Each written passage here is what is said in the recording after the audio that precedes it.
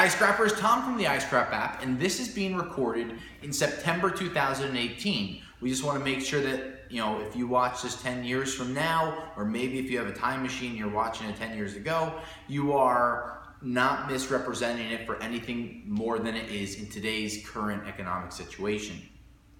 So we've talked about tariffs over all of 2018. We'll continue to talk about tariffs on the steel and the aluminum industry, but we wanted to go a little more in depth and give you a little better idea on why the markets are being affected in a negative manner when so many raw steel and aluminum prices are increasing.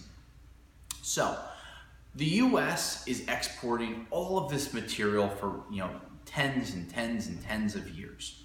Now we have these tariffs that have gone into place, which has happened before, but not to the extent that it's happening today. So imagine steel and aluminum are going overseas to Pakistan, Turkey, China, Japan, Canada, Mexico, all of these different places and dozens of others more, including many countries in Europe.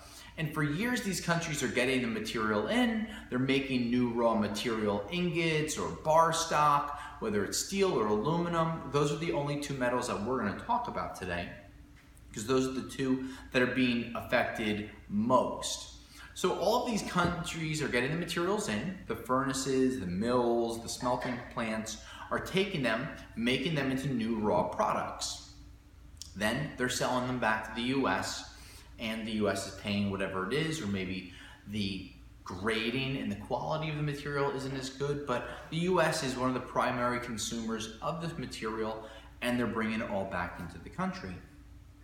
Now institute tariffs. So the tariffs are being put in 10% on aluminum, 25% on steel, and those tariffs are directly going to all of these melting and smelting plants that are creating new material. They have a tariff put on their product. So they were paying $1, let's say, to get it into the US.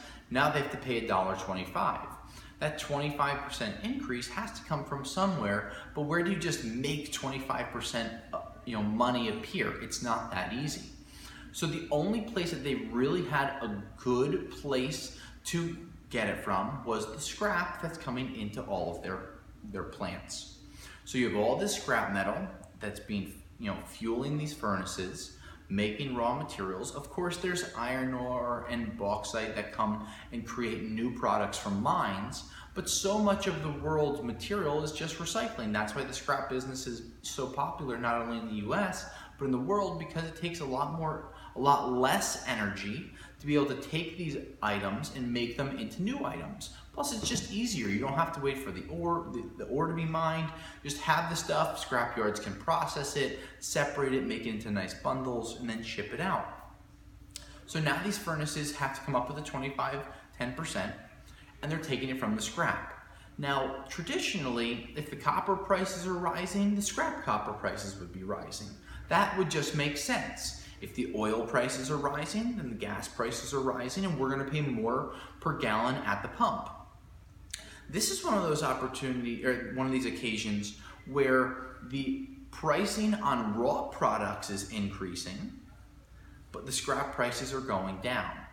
Now, US plants are saying to themselves, well, we have a real opportunity here to reopen plants, to invest more money, to have all of our furnaces located domestically, have more material flowing in, and that's going to create a greater profit because we are not going to pay those tariffs. So now, let's say that dollar that we were talking about coming from a US furnace, they were paying $1, to get this material.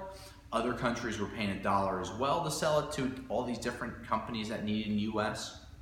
Now, the US companies, they have $1 price versus $1.25 price from the from the foreign companies. So they have a real advantage here, and that's what Trump was trying to do along with his administration with the tariffs. So now the US company says, well, we have a 25% advantage on these foreign companies. Maybe we raise our prices to $1.15, where we're still cheaper, but our overhead hasn't really gone up. We get to make 15% more profit, and Because these foreign companies are forcing the scrap prices down, we get to bring material into our furnaces even cheaper and have more profit domestically.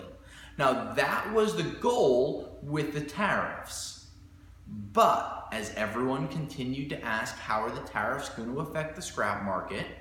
The answer is in a negative way.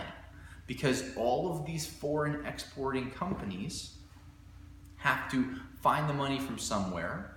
They've helped force the price of scrap down, as we've all seen throughout the summer of 2018. The US companies took advantage of these lower scrap prices, so they get to buy material cheaper into their furnaces. They get to sell material higher, but still lower than other foreign companies are. And because of that, they're going to see more profits. Now, we've read articles about US workers in the steel and aluminum industries wanting to strike because they want to share in the profits. Other people are just content that there are more jobs being created in the US. Foreign companies, of course, are unhappy, and that was the point of it, to make them unhappy so they renegotiate their trading aspects. And right now, we're just waiting to see how this thing pans out. Now, we might have this happen for 6 months, a year and a half, but with some of the largest countries in the world that consume scrap metal, like Turkey and China, giving such pushback to the US, we might continue to see a depressed scrap market for the foreseeable future. Now, this is only an opinion, so put that little asterisk on it. If we can see a lot of these trade negotiations get settled or get close to being settled by June of 2019, I think that would be a really great thing. That would be about 1 year of negotiating, of people, bowing out and figuring how to cut the pie as evenly as possible. And with any negotiation, neither side is going to be super happy. But the longer that the tariffs are in place and we have this tariff trade war going on, those sides are always going to be unhappy. So if we can get to a middle ground where both people give up something, but get something back, freer trade, less tariffs, more agreements, working together as a cohesive, world economy and not just battling each other, that will be a great thing. So June 2019 is kind of the date in my mind that we will be shooting towards having more and more negotiations have taken place over the 12 months prior, and more deals being struck between June 2018 and June 2019. We've seen deals with Mexico already. We've seen altered deals with the European Union and different countries inside there.